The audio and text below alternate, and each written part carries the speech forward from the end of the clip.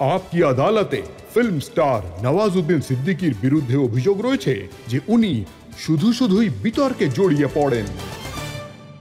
আপনি ফালতু বিতর্কে জড়িয়ে পড়েন না। আপনি নিজের ছেলেকে কৃষ্ণ কানহাইয়ার মতো সাজিয়ে সেই ছবি সোশ্যাল মিডিয়াতে দিয়ে দেন। এখন লোক বলছেন এটা ইসলামের বিরোধী, আপনার বিরুদ্ধে ফতোয়া জারি হবে। আমি শুধু এটাই জানি যে আমার সন্তান প্রথমবার পারফর্ম করেছে ওর স্কুলে, আর ওটা নিয়ে আমার আনন্দ হয়েছে। অ্যাজ আ ফাদার আনন্দ অফকোর্স হয়। আর ও কৃষ্ণের রোল করেছিল, আর সেটা আমি পোস্টও করেছি। এতে আই থিঙ্ক ফতোয়ার কোনো প্রশ্নই ওঠে না, মানে এর কোনো মানেই হয় না।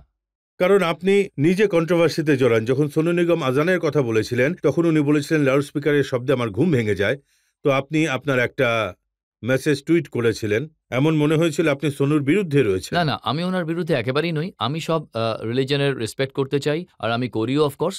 কিন্তু আমার নিজের যে আইডেন্টিটি রয়েছে তাতে আমি একজন অ্যাক্টর, আর আর্টিস্ট হিসেবে প্রাউড ফিল করি। আমি একজন অ্যাক্টর, আমি ওই জিনিসটাই বোঝাতে চাইছিলাম, আর ওই কারণেই আমি ওই পোস্টটা করেছিলাম।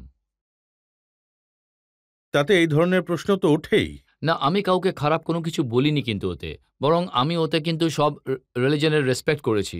ওই সময় আমি মান্টো করছিলাম, আর ওটার যে ধারণা ছিল ওটাকেই আমি একরকমভাবে টুইটে আর পোস্টে ইনকর্পোরেট করেছিলাম। মন্টো ফিল্মে আপনি কি চিন্তা ভাবনা দেখেছিলেন? মান্টো ফিল্মে একটা স্পিচ আছে, যেটা যোগেশ্বরী বলে বম্বেতে একটা জায়গা আছে, ওখানে একটা কলেজ ছিল, ওখানেই ও দিচ্ছিল। আর ওই ওই সেই স্পিচটা ছিল, हिंदुस्तान जिंदाबाद, पाकिस्तान जिंदाबाद, इन चीखते चिल्लाते नारों के बीच कई सवाल थे।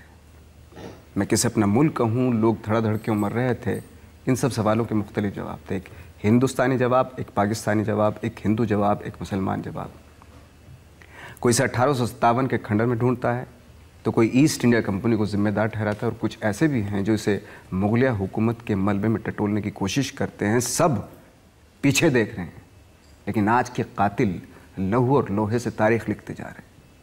ये मजमून सुनाते सुनाते मैं आप सब से मार खा लूंगा और उफ तक नहीं करूंगा, लेकिन हिंदू मुस्लिम फसाद में अगर कोई मेरा सर फोड़ दे तो मेरे खून की हर बूंद रोती रहेगी। मैं आर्टिस्ट हूं, वो से जख्म और भद्दे घाव मुझे पसंद नहीं।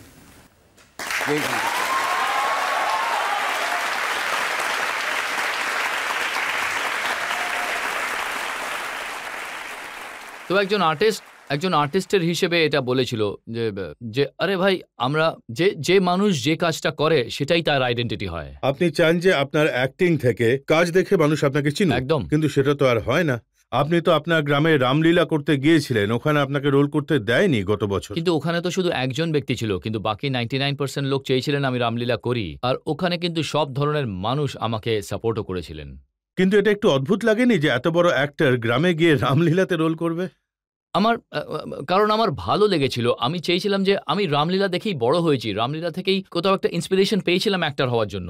আমাদের এখানে যখন রাত 2টো পর্যন্ত রামলীলা চলতো, আমার বাবা কিন্তু কখনো আমাকে বলেনি যে এত দেরি করে এলি কেন, কারণ উনি এটা জানতেন যে আমি একটা ভালো জিনিস দেখে এসেছি। রামলীলা দেখে আসছি মানে ওখানে অনেক ভালো ভালো কথা বলা হয়, ওখানে সংস্কারের কথাও বলা হয়, মানে সেখানে কালচার হওয়ার কথাও বলা হয়, শিক্ষার ব্যাপারে বলা হয়, রামলীলার ব্যাপারে।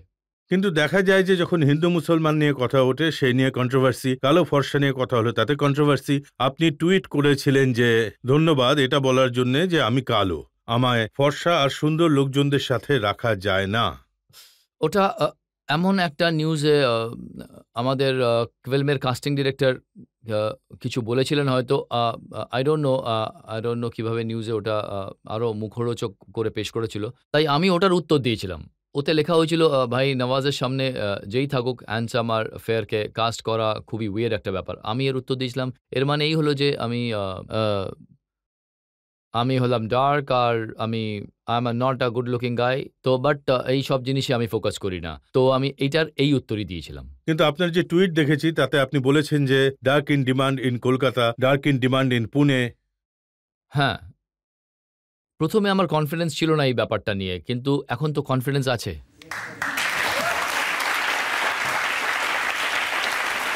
ফিল্ম ইন্ডাস্ট্রি তো এসব হতেই থাকে। আপনার হয়তো মনে আছে মেহমুদ সাহেব, যিনি খুব বড় অ্যাক্টর ছিলেন, উনি তো গান গেয়েছিলেন কালে হ্যাঁ তো ক্যা হুয়া দিল ওয়ালে হ্যাঁ, হাম তেরে তেরে তেরে চাহনে ওয়ালে হ্যাঁ। একদম।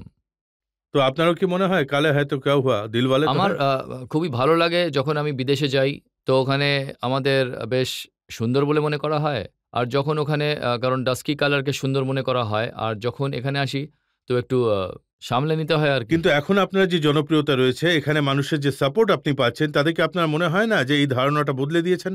আমার আমার এটা আনন্দ হয়। আমি মানুষকে বলতে চাইবো যে যারা আমার মতন ডিপ্রেস রয়েছেন নিজের গায়ের রং নিয়ে, তারা যেন এই ব্যাপারটায় গুরুত্ব না দেন, কারণ কালারে কিছু এসে যায় না, আলটিমেটলি কাজ দিয়েই সবকিছু হয়। আর আপনার যে আসল বিউটি সেটা কিন্তু আপনার ভিতরেই রয়েছে।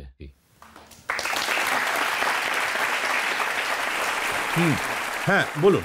স্যার, একবার আপনি বজরঙ্গি ভাইজানের যে স্পিচ বলেছিলেন, আমি চাইবো একবার আপনি ওটা আমাদের শোনান। कराची से अंदरून क्या कर रहे साइड में जो भाई कराची से अंदरून मुल्क के लोग अपने एक बार और ले लूं। हाँ, कराची से अंदरून मुल्क के लोग अपने लोगों से मिलने क्या कर रहा है यार, साइड में हो जाओ ना, गाड़ी निकल जाएगी भाई। कराची से अंदरून मुल्क के लोग अपने लोगों से अरे क्या कर रहा है, गाड़ी निकल जाए, हटना यार। कराची से अंदरून मुल्क के लोग अपने लोगों से मिलने के लिए जा रहे हैं। कैमरामैन कामिल यूसुफ के साथ चांद नवाब। हे भड़वा देखो तो क्या